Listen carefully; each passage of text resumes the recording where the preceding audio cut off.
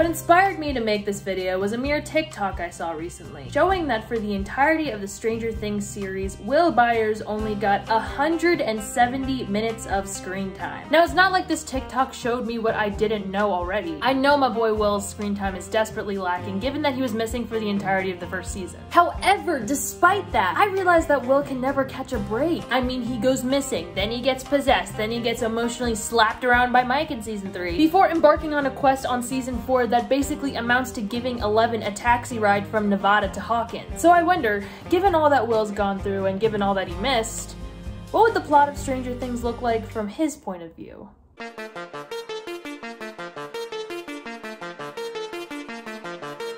Buckle up, kids, it's story time! My night started like any other weeknight, in Mike's musty basement. We were finishing a 10-hour D&D campaign where it was either up to me to defeat the Demogorgon by rolling a 13 or higher and hitting him with a fireball, or just survive by casting protection. Now, spoiler alert, this is probably the happiest I will be for the entire series. The gang's all here, playing D&D, having silly goofy times. Mike's here. What more could I possibly want? I roll the dice, shouting fireball as I do, but they fall to the floor, and so we all go scramble to look for them. Mike's mom calls him upstairs, so the rest of us go looking for the dice. I was the one who found the dice and I rolled a 7, so technically that means I lost, but when I asked Lucas what I should do, he was like, if Mike hasn't seen it, then it doesn't count. But Lucas was asking me to do the impossible, lie to my lover. So as we were packing up to go home and getting on our bikes, I just had to confess to Mike. It was a 7 and the Demogorgon got me, because if I didn't do that, then I truly could not live with myself. Me, Lucas, and Dustin start riding home, and Lucas lives pretty close, so as he pulled away to go to his place, I turned to Dustin and I'm like, I'll race you to your place and winner gets a comic. Then I start pedaling for dear life. There's no way in hell Dustin will beat me. I'm just too speedy. I win by a long shot and call out to Dustin that I want his X-Men 134, leaving me to bike home on my own, which is when things start to go downhill, literally. The light on my bike starts to flicker, so I look down and try to fix it. And when I look up, there's something in the road. With my lightning fast reflexes, I swerve to avoid hitting it and gracefully crash to the side of the road at the edge of the woods. Even though I avoid hitting the thing in the road, every bone in my body was shouting at me to run, because I could tell that that thing in the road was still near and I could tell that it was dangerous. I don't even bother with my bike, I just take the fastest route home. When I got there, my mom and Jonathan both weren't home, which was great. My dog was there though, which is pretty much the only time in the series where I could say this sentence. I look out the window to see if I had maybe lost the thing, but no, it was there. I ran to the phone to try and call someone, but when I picked up the phone, there was only this weird gurgling sound, and suddenly it's at my front door. Now here's where things get interesting. It opens the lock on my door with what I can only assume to be some form of telekinesis, but since when do Demogorgons have telekinesis? Did I miss something? Probably. Anyway, I start sprinting to our outside shed because that's where we keep our gun. I fumble trying to load it, and then I pointed at the door, waiting for it to enter, and somehow it's behind me. And then just like that,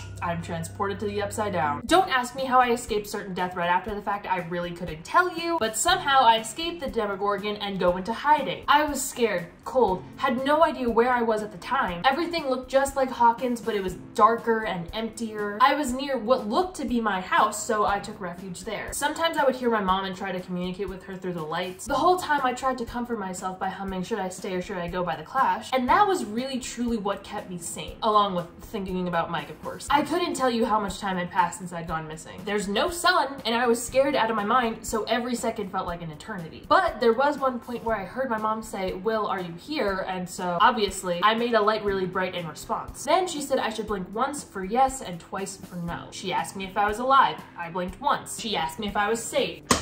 I blinked twice. Then she started saying how she needs to know where to find me and asked me where I was and to tell her what to do, none of which were yes or no questions, so I really didn't know how to proceed. Now the next part is a little bit tricky in terms of the technicalities between the Upside Down and Hawkins, given what we know with the latest season, but when my mom was creating this alphabet of letters and lights, could I see the physical alphabet on the wall in the Upside Down? Or did she have to tell me what she was doing and I had to figure out which leg corresponded to which letter? I really don't know, but somehow using this new alphabet system, she asked me where I was and I spelled out right here. Then she asks me what she should do and I spell out run because I could tell that homegirl was about to be attacked. Later on, I thought I was hallucinating, but I swear I heard Should I Stay or Should I Go playing in the house. So I followed the music and it led me to an opening in the wall. I start banging on the wall thinking that maybe this is my escape route, and then suddenly I see my mom on the other side of this wall. So I started crying thinking that maybe finally I'll be able to go home. She asks me where I am, but I still don't know. I say it's like home, but it's like cold and dark and empty. Then the opening starts to close, of course, and I hear the Demogorgon getting closer, so my mom tells me to run. She will find me, but I have to run and hide right now or I will die. So I start running and go to the only place that I could think of to hide, Castle Byers. I feel like I hide there for a long time. At this point, I'm feeling really tired and weak, and I feel like I'm freezing to death. Then, in a sort of fever dream, this bald girl comes to me and she says that my mom is coming to find me and that I just need to hold on a little longer. So I tell her to hurry her horses. But after she leaves, unfortunately, I hear the Demogorgon right outside my door, and at this point, I'm too tired to run or even move, so it actually gets me this time. It takes me to the Hawkins Library of all places. I don't remember a lot after that point, but apparently, I was basically dead until my mom and Hopper somehow got into the Upside Down, did joint CPR on me, and literally broke my ribs in the process of getting me back to life. The next thing I know, I wake up in a hospital bed with Jonathan and my mom next to me. Now here's where I learn about everything I missed, and this is a recurring moment throughout the seasons. Mike, Lucas, and Dustin come in and tell me that apparently they had a funeral for me, and Jennifer Hayes came and was crying and Troy peed himself. I told them that the Demogorgon got me, but they assured me that it's dead. Then Mike starts talking about this girl named Eleven and her superpowers, and I put 2 and 2 together and I'm like, oh, the bald girl. So to recap, they've pretty much figured it all out, that I was taken by the Demogorgon and was hiding in the Upside Down. I didn't really know anything that they didn't know. But I learned that apparently other people were taken too, like Nancy's friend Barb. I found out that my mom has been working with Hopper this whole time to figure out where I am, and everyone thought she was going crazy with the whole lights and the monsters, and they thought I was literally dead and had a whole funeral because the government orchestrated this whole thing to try and cover up their tracks. And then the second I disappeared, this girl named Eleven shows up with literal superpowers. She was flipping vans, flying Mike around, killing people. So while they were out making friends with superheroes, running from the law, fighting monsters, I was pissing my pants, hiding in a musty dusty version of Castle Byers, humming Should I Stay or Should I Go 24/7. What the hell? A month later, and it's Christmas Day, and we are back at it again with the D&D. Just like before, it was up to me whether or not to take the risk and choose Fireball to defeat the monster, but I do it, I win, I'm awesome, I know. Jonathan comes to pick me up because now my mom is super paranoid about where I am at all times. Then right before I leave, Nancy comes to give Jonathan a Christmas gift, and I'm like, why exactly are sparks flying here? So the second we get into the car, I ask to open his present because I'm a nosy bitch, and it turns out to be a camera, which is not just any old gift, so I'm like officially Team Jancy at the moment. Then we get home to eat Christmas dinner, but right as I sit down, I have the urge to do something, so I run to the bathroom, and before you make any guess as to what that is, I end up throwing up a slug thing. Then I have my first episode where I'm back inside that awful place. Upside down, more like upside downhill from here on out.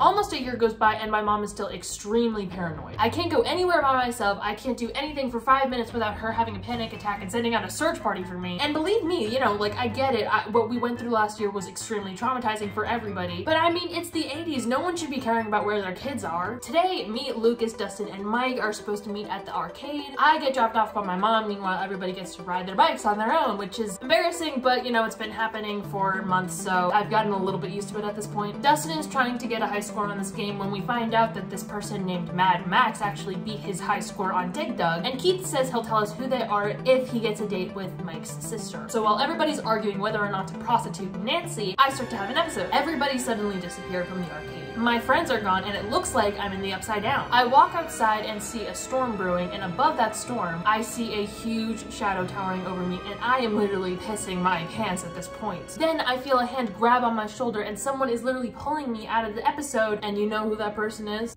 Michael Wheeler. Anyway, Mike brings me back outside and the rest of the night is normal. The next day at school, I open my locker to find a news clipping of me with Zombie Boy written over my face. Stuff like that's been happening, and you know what? I don't even really blame people all that much because it's pretty weird for me to be pronounced dead because they found a body and they have a whole funeral for me, but suddenly I'm just alive again. In science class, Mr. Clark is about to start teaching when a girl with red hair and a skateboard waltzes in. He introduces her as Maxine from California, and me, Mike, Dustin, and Lucas all glance at each other because we're all thinking, could this be Mad Max. So after class, we spy on her to try and judge if she is or not. Mike doesn't think she is, and I agree with him, and it's not because I have a crush on him or anything, but Dustin and Lucas think it's too coincidental for her to not be Mad Max. Then one of the teachers is there to escort me to my mom's car, who then is going to take me to one of my appointments. These appointments are with this guy named Dr. Owens, and him, along with everybody that works with him, is in charge of like cleaning up the mess of Hawkins' lab. I mean, they do all these tests on me and talk to me, but no one really does anything to help me with my episodes or anything. They're just like,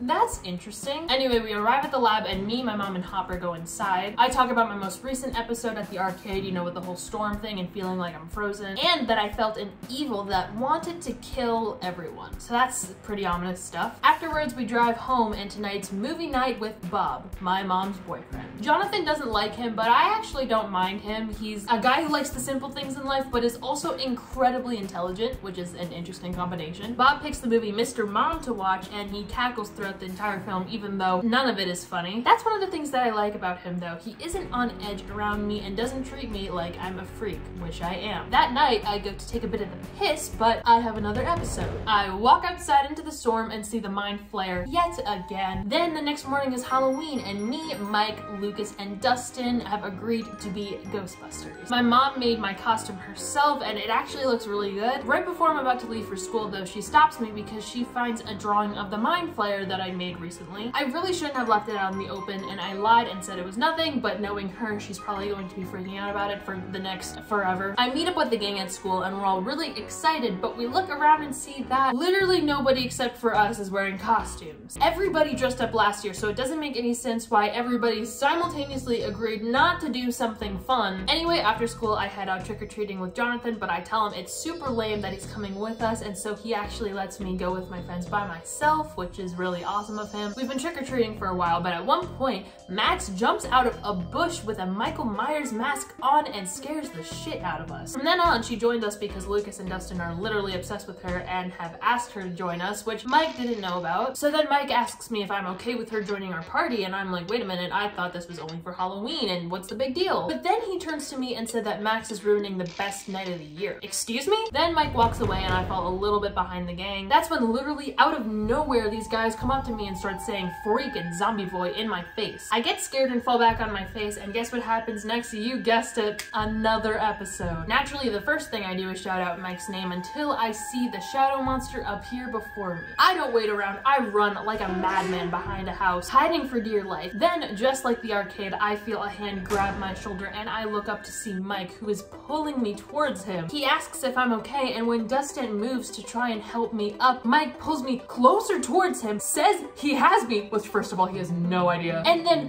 puts his arm around me. I don't know about you, Mike, but it sure as hell is the best night of the year for me. We end up walking to Mike's place together, and then we go to the basement to talk about our feelings. I'm still pretty shaken up, so I try talking about what happened and what the episodes feel like. It feels scary and like I'm stuck between two worlds, and I tell him not to tell the others about it because they wouldn't understand, and he hits me immediately with the 11 would understand. Oh, I'm sorry, you're thinking about 11 right now? In the middle of my heart-to-heart? Then he says that he feels like he's going crazy sometimes because he feels like he can see her, and I'm like, okay, whoa, let's reel it back into me. I say that I also feel like I'm going crazy sometimes, and then he says, well, we'll go crazy together.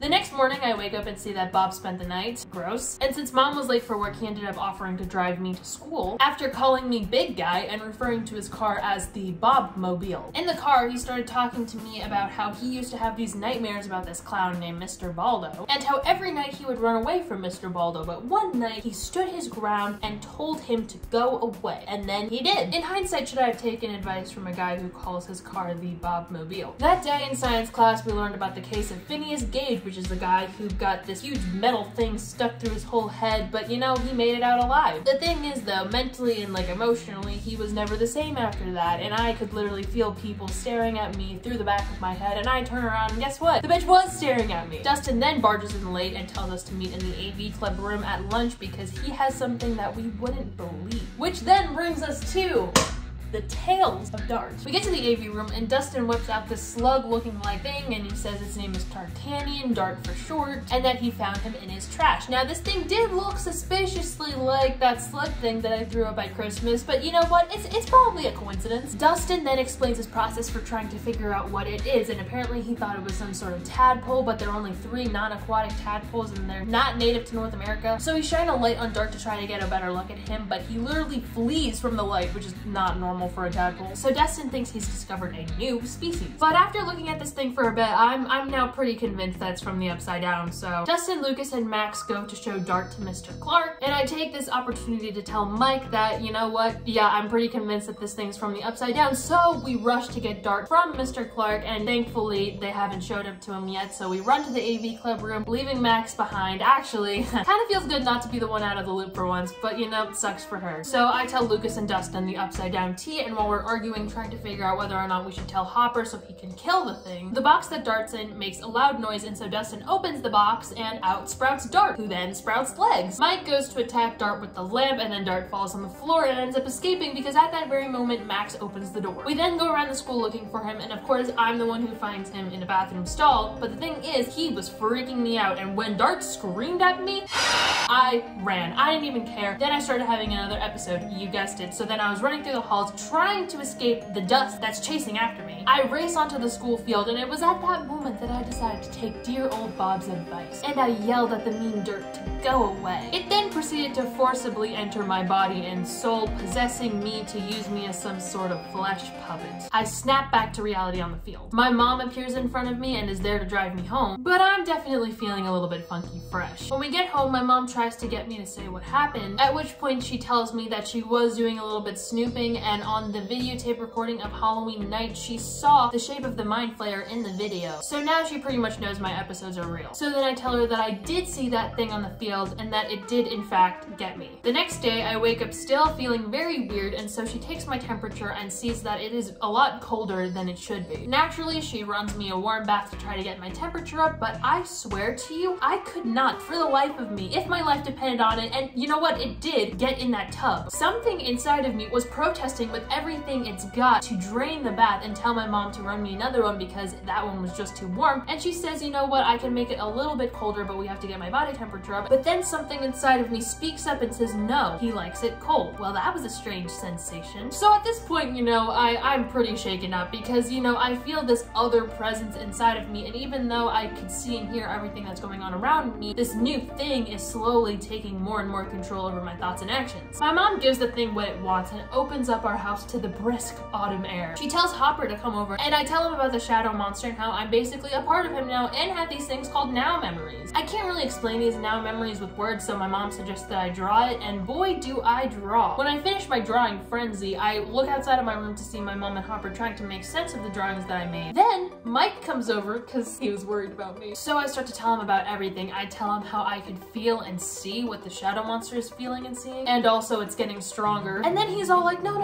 it's good, it's good. That means you can be a spy now. And I was like, hold up, what if he spies back? But Mike just says, you know, he won't let him, and I was sold. That night, Mike slept over, but it wasn't the romantic extravaganza of my dreams. He slept in a sleeping bag on the floor, and I was in pretty bad shape, and I woke up in a cold sweat, gasping. So that probably wasn't really attractive either. I get up to tell my mom and Mike that I had a nightmare now memory, it's kind of hard to explain, about Hopper, and I had a feeling that he was going to die. So I drew where I thought I saw Hopper, and my mom and Mike went to try and find where it was on this map thing that they made. We hear a car pull up on our driveway, and my mom goes out and comes back in with Bob. Bob ends up helping us realize that I drew a map of Hawkins without even realizing it. We measure the distance between various locations to try and form an accurate scale, and Bob figures out that Hopper should be a half mile southeast of Danford, so we drive there as fast as we can. Using my now memories and Bob's directions, we finally make it to this pumpkin patch, and we see Hopper's car, so we assume that he's there. My mom gets out, and I tell her that she shouldn't go because it's not safe, but she ignores me. Story of my life. My mom and Bob head into the tunnels while me and Mike stay by the car. And after a little while, a bunch of vans from the Hawkins lab show up. People start going into the tunnels, and then suddenly, I collapse on the ground and start writhing in agony. I'm rushed to the hospital, but nothing they do stops the burning because I'm not physically burning. I guess they put me to sleep because when I wake up, I'm not burning anymore, and I look around to see my mom and a couple people that I don't recognize. A bunch of doctors come in and start asking me to remember various events and people, but I can only point out my mom and Mike. And I mentioned that last night the soldiers shouldn't shouldn't have burned him because that made him mad. Then they try this test where they put a blowtorch next to the severed vines to see if I'm connected to these vines. And sure enough, yep, I am. I am fully a part of the hive mind now. My mom leaves the room, but then something comes over me and tells me to tell Mike that I saw something in my now memories that might help us in defeating the shadow monster. At this point, I feel my control over my own body just slipping away. The doctors bring me into this new room where they have a bunch of Polaroid pictures of the map I drew at home spread out over a long table. I point to the hub and say that that's where the soldiers should go because he doesn't want me to see it, so it must be important. Only when it was too late could I gain enough control to tell Mike that I'm sorry and that he made me do it, which makes Mike realize that they've been tricked. My mom tries to comfort me while Mike runs out of the room, but I could tell it's a massacre and that it's too late.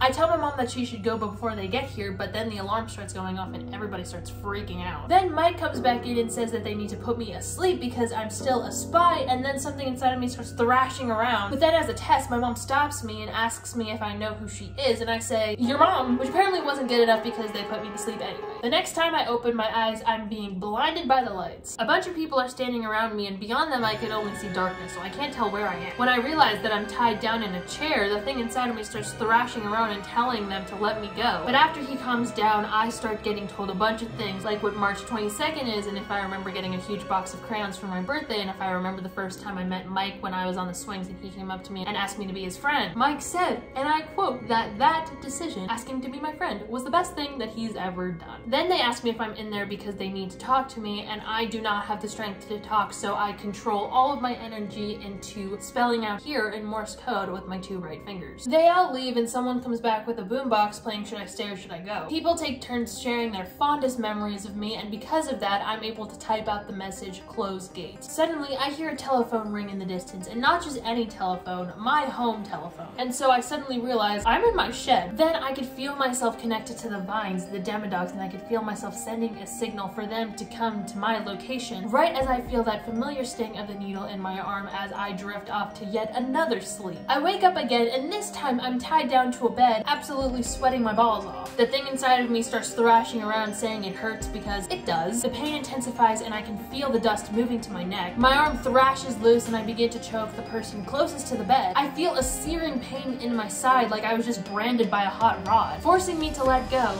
and then suddenly the heat is too much and the dust erupts out of me. When I wake up, I finally feel like myself again. My mom, Jonathan, and Nancy are there, and for the first time in a long time, I feel a sense of relief. I'm sitting on the bed recovering when I see the lights in the house start to glow bright. Unnaturally bright before they dim back down again. And at that, I could feel his presence vanish. Now it's time for the favorite segment of the year, catch up on what I missed, which is usually all the exciting stuff. I didn't know that Max fully joined our party and now knows about everything, even the upside down stuff. I didn't know that Steve Harrington became a part of the mix, took legal custody of us, and helped Max, Lucas, and Dustin fight the demodogs. I didn't know that Jonathan, Nancy, and this guy named Murray were responsible for exposing the Hawkins laboratory, causing them to leave Hawkins forever. I didn't know that Eleven was alive this whole time and was the one responsible for closing the gate. Although, maybe I did, because who else would have closed the gate? I didn't know that Dr. Owens nearly almost died trying to help us escape Hawkins' laboratory, and I didn't know that Bob literally died. A month later, it's the night of the snowball, and my mom is giving me a little bit more space. Although, Jonathan is one of the people working at the dance. So, when a slow song comes on, Lucas and Max go off dancing, because apparently they're a thing now. And then some girl comes up to me, and says, hey, zombie boy, do you want to dance?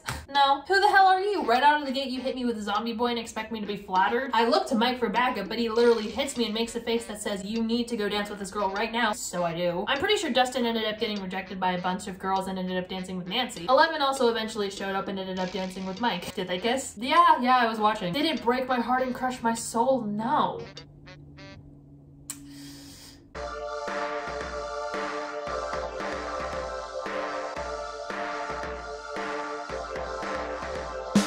Talk of the town has been this new Starport Mall, which is the gang's new favorite hangout, mostly because we get to see movies for free. We're waiting for Mike to see this new movie called Day of the Dead, but as usual, he is late. When he gets there, Steve lets us go through this back entrance because he has this new job at Scoops Ahoy. When we get to the theater, me and Mike sit next to each other, and then Max and Lucas go sit next to each other in the row in front of us, so it's kind of like a double date. The movie starts and then stops like 5 seconds in, so then the crowd's all booing, they're all angry, but not to worry, after a couple of seconds, the movie comes back on again and everybody's cheering, but while everybody's everybody's cheering, I am tingling. And that really only means one thing. He's back. The next morning, Jonathan comes out with a fat lipstick mark on his cheek before he rushes out the door for work. I say it's gross because it is, but my mom's like, oh, you're not gonna think it's gross when you fall in love, and I'm like, oh, you poor sweet mother, I've already fallen. Today's the day Dustin comes back after a month away at camp, so we went to his house to surprise him by sneaking in, having Eleven make all the toys go nuts, which leads him to the living room, and then we're behind him with the banner that says, welcome back. But when we blew our party horns, Dustin was so scared that he whips around and sprays Lucas in the face with hairspray. Max goes with Lucas to rinse the hairspray out of his eyes, while Dustin brings me, Mike, and Elle into his room to show us all the new gadgets he made at camp. The gadget he was most proud of was this thing named Cerebro, which was basically a big radio tower. Then he says something which knocks us on all of our asses. He has a girlfriend. And I'm like, great, another fallen soldier. First Mike and Lucas, and now you, Dustin? Now you? Apparently Dustin's girlfriend's name is Susie, and she lives in Utah. As we leave to go outside to try and build Cerebro, I tell Max and Lucas about the big news, and of course they come running after us to get all the new deets. As we're walking up the hill to build this thing, because it needs to be like at a high elevation in order to maximize the signal or something, Mike and Elle did just for her curfew. It was 4 p.m. I tell Dustin that they've been doing this all summer and that it's gross because he's literally obsessed with her. Why can't he be obsessed with me? Anyway, as we're walking up that hill, I get another tingle, which is bad because that's 2 tingles for everybody that's been counting, and that's 2 more than normal. We finally make it to the top, but the whole time I'm thinking, why can't we just play D&D? Instead, we spend the whole day doing manual labor only for Susie to never respond to any of Dustin's messages. Anyway, since the moon is literally out, Max and Lucas say they need to go home, and I need to go home too, but I could tell that Dustin's a little bit pissed that we're ditching him, but I'm like, buddy, my mom is actually literally the only parent in the group who will have a search party sent out for me if I'm not home at a reasonable hour. The next day, Mike calls us over to his house, and I'm thinking, finally, some D&D action. That's not where this is going. He just wanted to talk about his girl problems. Still, I start setting a campaign up just in case while he's whining about how he lied to Elle about his Nana, but he only did that because Hopper made him and blah blah blah. Lucas is fully invested giving Mike advice, but as per usual, no one is giving me the time of day. Then, literally out of nowhere, they ditch me by running upstairs and not turning back. And I'm like, guys, where are you going? Hello, I'm still down here. No response. Anyway, I end up catching up to them, and turns out we're going to Starcourt Mall in order to buy Elle a makeup present. Why? According to Lucas, we're looking for something pretty and shiny that says I'm sorry. We literally spend the entire day looking for this thing. We go to the jewelry store, try some perfume, end up standing in the entrance to a lingerie store for a little bit, nothing. We get nothing done. The whole time I'm asking if we could play D&D because D&D is objectively more fun than wandering around a mall for hours on end. Is it not? But then a miracle happens. Right as we're getting our bikes to leave, Max and Elle walk up to us. Mike and Lucas are continuing with the whole Nana is sick shtick, but then Elle takes a few steps towards Mike, looks at him, and says, I dump your ass. Yes! Yes! It took every fiber in my bones not to burst out laughing. Maybe after all of this, Mike will realize that it's all been stupid. For what? For some girl, and we could be playing D&D, making memories, having fun. But no. After Elle and Max leave, I ask, I thought I was gonna get the winning answer. Can we play some D&D? No. They say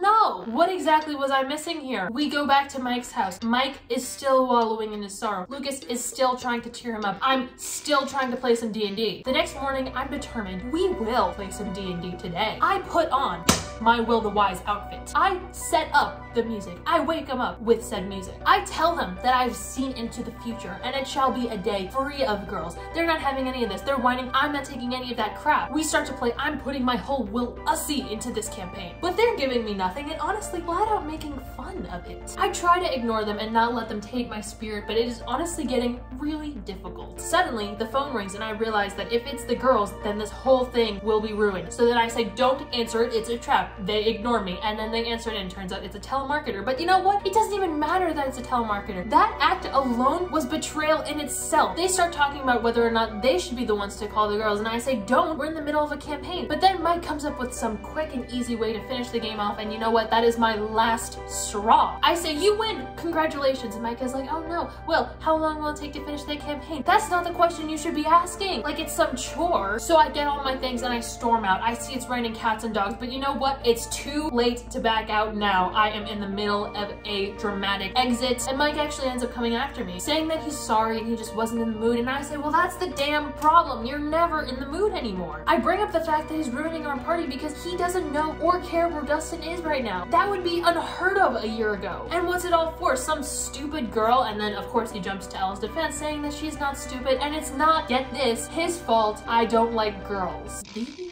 audacity. He says he's not trying to be a jerk, and I'm like, oh, thank you, Michael. That makes it better, doesn't it? And he says, what did I think? That everyone just wasn't going to get girlfriends and we would stay in his basement all day and play games? And I said, you know what? Yeah, I did think that that was going to happen. And then I rode off into the rain. I went to my normal place of refuge, which was Castle Byers, but as I was looking around, all I could see were memories. Memories I wanted to get back to because my childhood was completely ripped away from me. And granted, it was ripped away for them too, a little bit, but they weren't kidnapped into the upside down. They weren't literally possessed. And now I just want to be a normal kid and play a game with my friends, but no one wants to play with me anymore. So I destroyed Castle Byers because I realized that either A, they would need to revert back to their childlike state in order to have fun with this game with me, or B, I would need to grow up. When I finished tearing apart the castle, I felt again the familiar tingle on my neck, and it scared me to my core so much so that I almost didn't hear Mike and Lucas coming behind me. So I turned to look at them and I said, he's back. We all go back to Mike's house and call Max and Elle over. We still can't get a hold of Dustin, which is worrisome, but we don't really look into it. When Elle and Max get here, I tell them that I felt the tingle 3 times. Once at Day of the Dead, once on the hill, and once just now at Castle Byers. And then Elle was like, wait, that doesn't make any sense because I closed the gate. So this mind flayer thing that you're feeling, it shouldn't be alive, should it? And even if it is alive, it shouldn't be in Hawkins. But then I'm like, wait a minute, what if it never left Hawkins? You know, hypothetically, when Elle closed the gate, what if the piece of the mind flayer that was trapped inside of me is still in Hawkins and never got to go back into the gate? And then Max was like, wait a minute, if the brain dies, the body dies. Wasn't that the whole premise of the last season? But then Mike was like, well, we can't take any chances. Let's assume that the mind flayer is back, which would mean that it would want to find a new host. And then Elle's like, wait a minute, how can you tell if someone's a host? Because I have a sneaking suspicion that it is Mr. Billy. So we go to spy on Billy at his job, and he does look weird. I mean, he is covered head to toe, and usually his abs are out, guns a-blazing. So Mike hatches this plan to use the sauna to burn the mind flayer out of Billy like they did with me. After the pool closes, we carry out our plan, and it's all going smoothly until it's not. We end up successfully trapping Billy in the sauna, and the temperature reaches about 220 degrees, which would mean that it's any moment now the mind flayer should be going out of him, but that's not what happens. Billy gets on the ground and starts crying and starts saying that he's done terrible things and that he's been making him do it. And Max is like, who's he? And he's like, oh, this big shadow thing. So we're like, okay, well, it's confirmed that he's been flayed. But unfortunately, Billy is still flayed and it doesn't seem like it's coming out of him. So he actually breaks through the sauna glass and breaks through the door and escapes, and we're shivering in our timbers, but Elle is able to fling him through a brick wall and he ends up running off into the darkness. So now we're like, okay, let's review. We just confirmed that Billy is flayed. The problem is we didn't perform any sort of exorcism, we just made him angry and he escaped into the darkness. So we go back to Mike's house to regroup, and at this point we start looking for everybody who has been MIA. Hopper and my mom are apparently going to Illinois for some reason, and we still can't get a hold of Dustin, and Mike's like, well, these two things can't be a coincidence. Just then we hear a knock on the door, and it turns out to be Nancy and Jonathan, who have some little updates on the story. Apparently they found another person who's flayed, Mrs. Driscoll. So now we've established that there are at least 2 people flayed, but there must be more, which is when Nancy and Jonathan remember that Tom has been acting a little funny, and Tom is connected to Heather, and Heather was acting weird according to Elle, so everybody's just acting weird. So we go to Heather's house to see if we could find any clues. Heather's house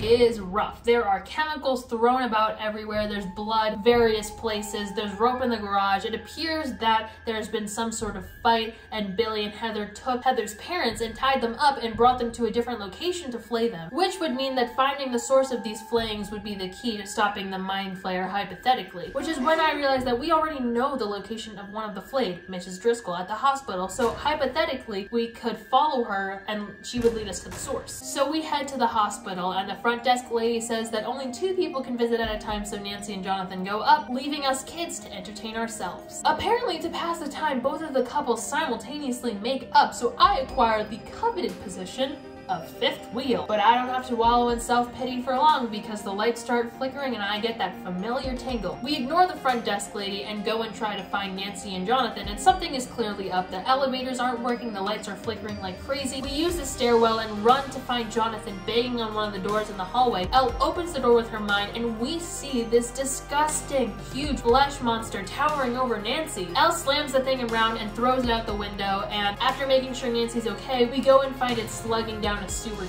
So now we go to Hopper's cabin to regroup again. 11 goes and tries to find anyone related to the flight. Billy, Heather, Mrs. Driscoll, the Hawkins Post guys. Nancy's calling previous leads to see if there's been any developments, and Mike, Lucas, and Max are arguing about whether or not 11 should be staying in there because she's been in there for a long while, and Mike's worried for her safety. However, unfortunately for me, during this whole argument, it comes out that Mike loves 11.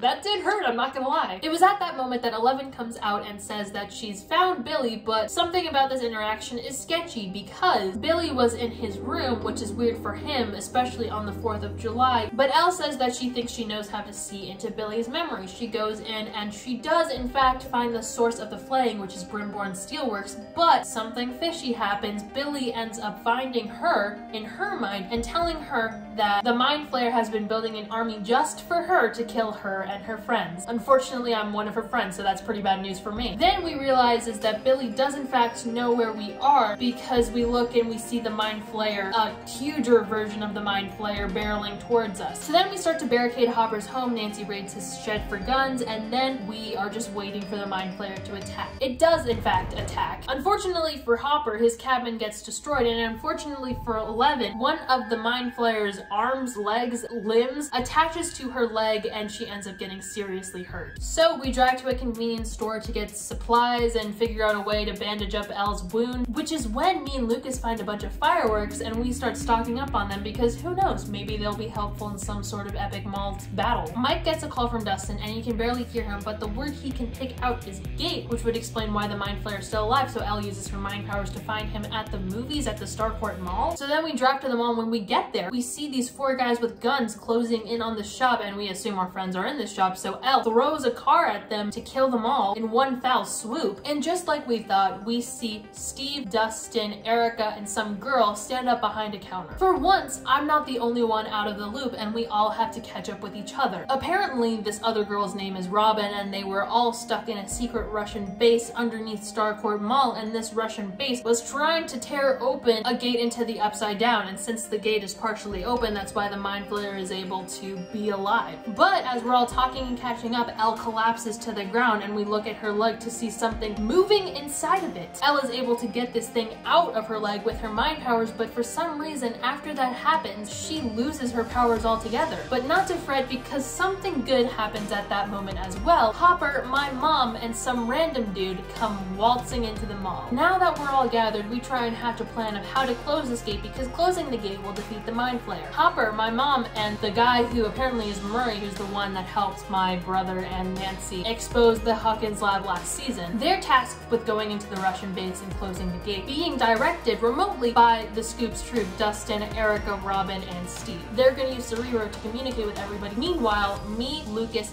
Mike, Elle, Jonathan, and Nancy are going to Murray's house to hunker down and ride out the storm. We all pile into Nancy's car, but uh-oh, the ignition cable is on, and uh-oh, number 2, we see headlights flare on and Billy is in a car pointed towards us, revving his engines like he's about to crash into us. We then scurry back into the mall because we remember that the car that 11 flipped over earlier probably has a working ignition cable. So we get the ignition cable, but the thing is, something is on the roof. But I get that tingle, and guess what? A huge Mind Flayer comes crashing through the Starcourt Mall ceiling. Me, Jonathan, Nancy, and Lucas are hiding behind the car, while Mike, Max, and Elle are hiding in a Gap store. Lucas takes out his trusty wrist rocket and pops a balloon to get the Mind Flayer's attention so that everybody can escape. Me, Lucas, Nancy, and Jonathan go out to the car, but guess what? Billy's still there and he starts driving towards us. Nancy starts shooting at Billy, and just before Billy's about to crash into us, something else crashes into Billy, and it's Steve and Robin in a yellow convertible. The Mind Flayer is climbing on top of this Starcourt Mall at this point, so we yell at Steve and Robin to get in the car, and we all drive away as fast as we can, leaving Max, Elle, and Mike to defend themselves in the mall. But I guess it doesn't really matter because the Mind mind flayer's not there anyway, right? The monster is hot on our tail when all of a sudden the radio springs to life and we hear Dustin and this girl, who we then realize is actually Susie, and they start singing a lovely rendition of Neverending Story. However, it was neither the time nor place, so no one was really into it. The mind flayer starts turning around, and so we turn around as well because we realize, uh-oh, Eleven's still at the mall. When we arrive back at the mall, we see Billy carrying out an unconscious Eleven as the mind flayer gets prepped and ready to kill. However, we still have the fireworks, so we start hurling fireworks at this thing. It is getting very discombobulated, and luckily, we're able to postpone the killing of Elle for some time. However, we only have a limited supply of fireworks, but something then happens which I really truly didn't see coming. Billy ends up sacrificing himself to save Elle. Then, the mind flayer collapses to the ground,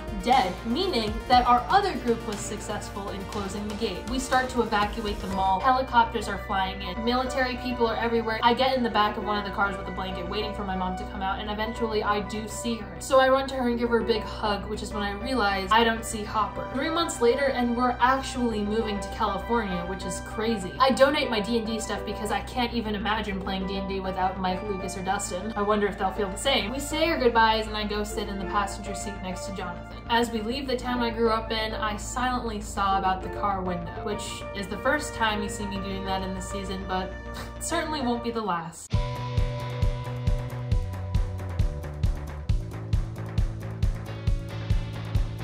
California did things to me, man. I mean, it did things to all of us. My mom was pretty shaken up after Hopper's death. Jonathan has college admissions coming up, so he's been super stressed about that. And on top of that, he became a stoner, which was interesting. And me and Elle went from having a whole group of friends to only having each other. You know what they say, absence makes the heart grow fonder, and oh boy. I started painting a lot because I've been reminiscing about the good old days when I had a D&D party and we played all the time, and I lived really close to the love of my life. It also didn't really help that I saw Elle get letter after letter from Mike, and guess what? Me and Mike barely talked over the course of a whole year. Jonathan became friends with this guy named Argyle, who's pretty cool, but he's also a major stoner, and he works at this pizza shop called Surfer Boy Pizza, which means he has access to the Surfer Boy Pizza van. So every day he drives us to and from school. Argyle drives us to school this morning like any other day. Unfortunately, it wasn't exactly like any other day because me and Elle had class presentations. The project was to talk about a famous historical figure of our choice that we look up to. I chose Alan Turing for obvious reasons, and Elle chose Hopper. And you see, of course, I know how much Hopper means to Elle, and I know how much he did for our town and for me personally, but the thing is, he's not really a historical figure, and I knew that when Elle stepped up in front of the class, she would get made fun of, so I tried to talk her out of it a couple of times, but she was pretty set in stone, and honestly, I could tell that doing a project on Hopper was something that was super important to her, so I was really dreading today. High school is brutal, especially for someone like Elle who doesn't exactly pick up on every social cue because of the way that she grew up. And it makes it even worse when her only friend is me, someone who can barely even stand up to my own bullies. And of course, in class, Elle ends up going after this girl named Angela, who is a major bully, and she specifically targets Elle a lot. And just like I expected, the class, especially Angela, gave Elle a hard time for choosing Hopper. Now, in the middle of all of this, some girl started dragging the bottom of her crusty, dusty, musty shoe up my leg. Girl, it is neither the time nor place, and you're barking up the wrong tree. Anyway, I'll start to cry, and I try to catch up to her after class, but she didn't really want to talk to me. So after school, I walk outside and see a crowd, and immediately my heart drops, and I see Elle kneeling on the ground, and Angela and a bunch of her other friends stepping all over the project that Elle made. I couldn't really do anything in this situation. I mean, technically I could have. Maybe it would have been different if I did something, but I feel as helpless as Elle in these situations. Then probably the worst possible thing happens. Elle gets up from off the ground, flings her arm out at Angela, and then starts screaming like she has her powers. And of course, none of these kids know who Elle is. She actually had superpowers, but the fact of the matter is that now she doesn't, and she just looks insane. Then a teacher came out and realized that Angela was the one who started this whole thing, so she took her to the principal's office, and I run over to Elle and help her pick up the broken pieces of her project, and I try to comfort her, saying that we can rebuild it together, but I could tell that Elle is pretty bummed about this. Fortunately for us, we don't have to dwell on this incident for long because the next day is the start of spring break, and spring break means Michael is coming to town. We drive to the airport, and as he's getting off the plane, I could spot him immediately. He looks so stupid with his sunglasses and his knockoff Hawaiian shirt, but let me tell you, I have never been more smitten in my life. He and Elle reunite, have a really romantic kiss, and then I go in for a hug because, you know, we're best friends, we haven't seen each other in so long, and he hits me with the awkward shoulder punch. You know, I'm still reeling from the fact that I was just rejected in front of everybody, but you know what? It's fine, it's fine. And then Mike notices the painting that I have in my hand, and he says, "What's that?" And I said, "Oh, it's a painting I've been working on. It's not really anything important, no big deal." And he just says, "Oh, yeah, cool." Hello? Do you not have any interest in me whatsoever? Any normal person would say, "Oh, you know, like, I'd love to see it, or do you mind if you show me?" Obviously, I didn't bring this painting out just to give it a nice stroll through the airport. I brought it specifically so you could see it, obviously. Then Mike puts his arm around Elle, and she starts listing the plans that she has for the day, which is all about the two of them, which is great because that means that I'll be the third wheel for the entire day. And then Mike says something funny. He says, "Oh, are we gonna meet your friends?" And I say, "What friends?" Because I'm genuinely curious, what friends? We have literally not interacted with a single soul. And she's like, "Oh, you know Angela and Stacy." Angela, the girl who stomped all over your project, publicly humiliated you in class, that Angela? We get to Rinkomania, one of the many activities for the day, and Mike has his dogs fully out, so he needs to go and buy some socks, and I take the opportunity to confront Elle, and I say, "Hey girlie, what exactly is going on here? Why do you keep lying to Mike?" And she says, "I'm not lying." And I say, "Miss Ma'am, I don't exactly think you can classify this as stretching the truth. There's no truth to be stretched. Where is the truth exactly?" So at this point, I'm in a really bad mood. And can you blame me? I'm third wheeling all day, and guess what day it is? It's actually my birthday. And I know it's not supposed to be my birthday because production forgot about my birthday. Mike forgot my birthday. Elle forgot my birthday. Everybody forgot my birthday. I even maybe forgot my birthday, which is great. So then, unfortunately, probably worst case scenario, Angela is also at Rinkomania that day, and she comes up to us and says, "Oh, hey Elle, can you come out on the rink with me?" And so Elle does because she's trying to pretend like she has friends, and I see someone with a video camera and I start freaking out internally, and Mike could tell something was wrong, so he asks me what's wrong, and I say, "Hey, I have to tell you something because Elle has not been completely transparent with you." And he says, "That's bullshit." And I say, "It's not. I, Michael, actually would not lie to your face." Suddenly, the music stops and a spotlight is put on Elle. Then Wipeout starts playing, everybody starts skating around her, people are making fun of her to her face. Mike goes up to the DJ and begs him to stop the music, and he does, but apparently that was the cue for someone to roll on and throw a milkshake in Elle's face. She falls to the ground and everybody starts laughing at her. Elle runs away and hides, and we're trying to find her, but then Mike starts blaming me for everything that's been going on. He says I should have told him Elle was having problems, and I was like, "Sir, I didn't know she wasn't telling you these things. I didn't know she wasn't being transparent with you until today." And then he asks if that's why I was being a douche all day because I was rolling my eyes and blah blah blah, and I was like, yes, I'm sorry if I was being a little pissed off today and not smiling because I knew she was lying to your face all day, and I've also been being third wheel all day on my birthday. And he goes, "Yeah, whatever, man," and walks away. No more simping, no more nonsense. Michael is dead to me. Then I bring up the fact that he hasn't reached out, and he says, "Well, why does that make me the bad guy? Because you could have reached out." And I'm like, "Well, you obviously don't have a problem reaching out because you sent all these letters to Elle." And he says, "Well, that's because Elle's my girlfriend." And I say, "Well, what about us?" And he says, "Well, we're friends." And I say, "We used to be best friends." Suddenly, somebody behind us screams, so we run to the source of the scream and see Angela with a bloody face on the ground and Elle standing over her with a roller skate in hand. Jonathan and Argyle pick us up, and we walk through the door. Everybody's in a bad mood. We hear opera music and see some man cooking in the kitchen. Turns out it's Murray making risotto. We try to have a nice family meal, but obviously no one's in the mood. And then my mom hits us with the fact that she is going on a business trip to Alaska tomorrow, and none of us have even heard about it. And Elle and Mike and me are still all mad at each other. Elle leaves mid-dinner to go to her room and doesn't even come out the next morning, so Mike goes in to talk to her, and it's at that point that somebody rings our doorbell, and it's the police looking for Elle. They end up arresting her, bringing her to the station, and so we drive to the station. We're like, "What happened? How do we see her? How do we get to her?" And the person at the front desk says we need our legal guardian, and our legal guardian is on a spontaneous business trip to Alaska, so that's a little bit of a problem. Then we find out Elle is going to juvie, and there's nothing we can do to stop it. Then when we get home, some people are waiting for us, government people, saying that they're going to put 2 agents with us to protect us because Elle is undergoing some training because there's an evil and hostile Hawkins killing people from the upside down. So naturally we're freaking out because we have dealt with this before. We know how dangerous this is and we can't seem to be doing anything about it. We just have these two agents that are guarding us from other factions of the government. The next day, the agents are just sitting in front of the television doing nothing. So me, Jonathan, and Mike decide that we need to get to Hawkins.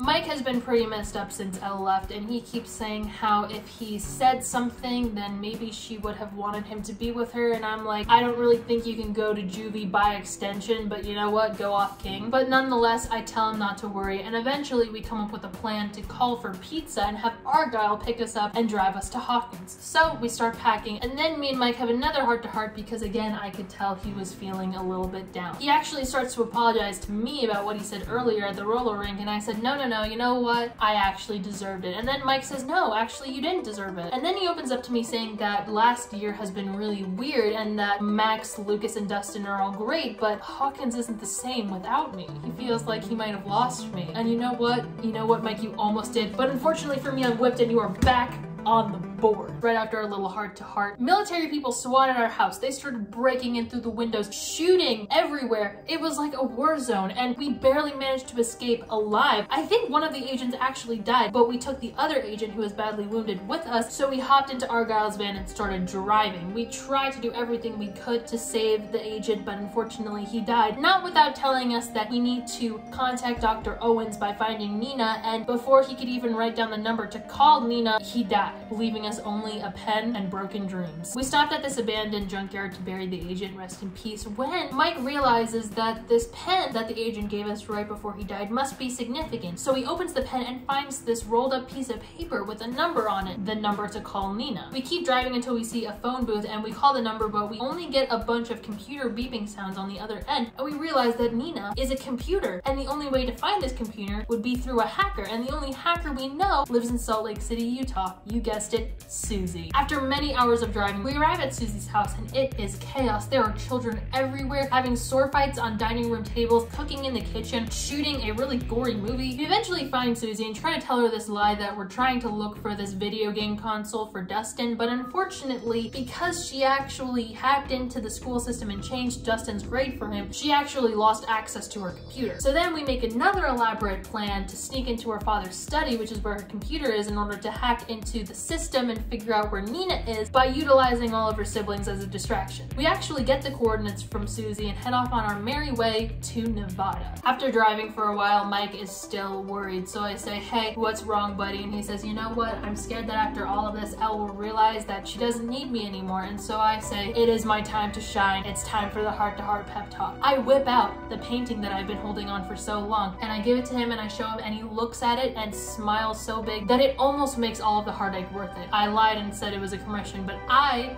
drew our D&D party, and he is leaving the party with a heart coat of arms symbolizing that he is the heart of the party. I know, it's pretty deep, you don't need to tell me. I say that it's been pretty hard for Elle because she's so different from other people, but he makes her feel like being different is better. And then I say that sometimes when you're different, it feels like you're a mistake. And it's not like I'm speaking from personal experience or anything, but I finish by saying that she'll always need him. And at this point, I'm crying, but I try to pretend like I'm not by turning out the window and sobbing into my hand. Man, if I had a nickel for every time I cried out the window in the show, I'd have 2 nickels, which isn't a lot, but it's unfortunate that it happened twice. We arrive at the coordinates Susie gave us, but there's literally nothing in sight. That is until we find military-grade tire tracks on the ground and we start speeding after them, and hopefully we're not too late. We see helicopters in the air and we're like, oh shit, so we start speeding after it, and then we see a bunch of dead people on the ground and we're like, oh no. And then we see 11 on the ground. She has this weird collar thing around her neck and her head is shaved, and she looks like how she did when I first saw her. 11 ends up sending the helicopter we saw previously down into a fiery explosion that takes out all the other military vehicles, and I'm like, hey, that's great, she has her powers back. We finally reunite with Elle, and her collar actually suddenly deactivates, and we look to the ground to see Dr. Brenner, who I was told was dead, but you know what, hey,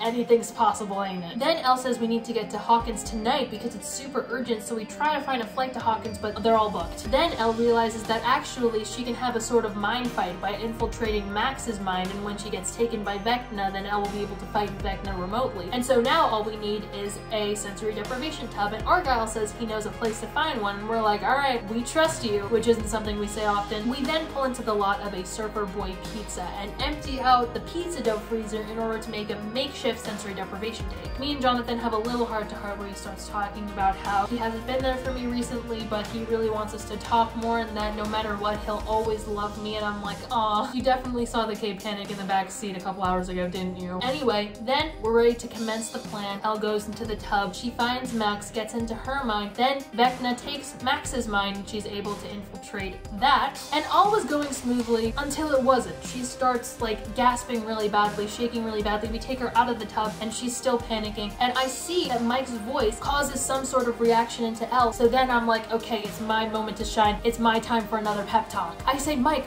remember, you're the heart. You are the heart. Keep talking. Remember that. And so Mike goes on to his little speech, which goes something like this. Elle, I don't know if you can hear this, but if you can, I want you to know that I'm here and I love you. I'm sorry I don't say it more, and it's not because I'm scared of you. I'm not. I've never felt that way, never. But I'm scared that one day you'll realize you don't need me anymore. And I thought that if I said how I felt, it would somehow make that day hurt more. But the truth is, I don't know how to live without you. I feel like my life started the day we found you in the woods. Pause. Your life started the day you found Elle in the woods. If memory serves me correctly, was that not 24 hours after I went missing? The heart? More like my fucking ass. Rewrite. I'm the brain, Dustin's the heart, Lucas is the balls, and Mike's the ass. I said what I said. I can barely even remember the rest of Mike's speech after that slap in the face. Anyway, apparently the speech worked because 11 eventually woke up and she seemed wrong and fine at the same time. It didn't feel like we won, but it also didn't feel like we totally lost either. Then we drive to Hawkins as quick as we can, and 2 days later we get there. Cars are streaming out of the town. In fact, we're the only ones entering the town. Buildings are crumbling around us. There are a bunch of military people directing people where to go. People are injured everywhere. We pull into Mike's driveway and everybody coincidentally is already outside, and we get to meet up with Dustin, Steve, Robin, Mike's mom, Nancy. Me and Elle immediately run to Dustin and we hug him and we ask where Lucas is, and he's like, oh shoot, you don't know, do you? And we're like, sorry? We walk into the hospital room and see Lucas, Erica, and Max, and the sight of Max actually shook me to my core. She had a neck brace and had casts on both of her arms and her legs. I mean, she looked like the guy from SpongeBob. They say they don't know if and when she'll wake up, and she actually clinically died because her heart stopped for over a minute, but then she came back to life. It was like a miracle, and at that point, me and Mike realized what had happened. It wasn't no miracle, it was Elle. Then Elle tries to go into Max's mind, but I don't think she found anything. And then me, Jonathan, and Mike catch up because apparently we missed a lot. Apparently there was this guy named Eddie who died in the Upside Down, rest in peace, and he was like the leader of their whole D&D group. Wait a minute. D&D. D&D. Are you kidding? I tried to get those little shits to play D&D with me all summer long, and you're telling me the first thing they did when I left Hawkins was to join a new party? I don't even care about the rest of the story. Karma's a bitch, ain't it? No, I mean, from what I've gathered, Eddie seems like a lovely human being who didn't deserve that, and I wish I could have met him. So we learn about Vecna, Henry 1, blah, blah, blah, and then we drive to Hopper's cabin to fix it up so that Elle could live there again. A car pulls up outside, and guess what? It's my mom and Hopper, who's alive, I guess? Alaskan business trip, my ass. However, that happy little reunion only lasts for so long because the sky starts to darken and I feel him. Then particles start falling out of the sky like it's the Upside Down, so everybody that was at Hopper's cabin goes through the woods to the clearing to look at the X that the portals made, and I see that familiar storm with the red lightning, and I know shit's about to go down. But one thing I would like to mention is that, do you see in this last shot, all of the couples are paired up. We've got Hopper and my mom. We've got Nancy and Jonathan. And guess who's that? Oh yeah, that's me and Mike. Who cares that the world's ending? I got my mans.